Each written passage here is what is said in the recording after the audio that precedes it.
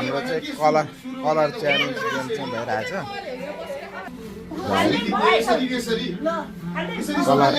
colour challenge game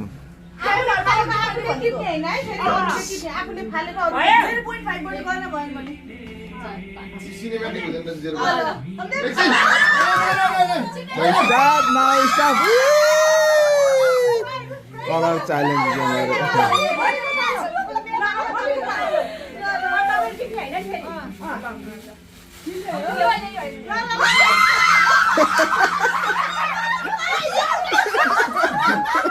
colour challenge game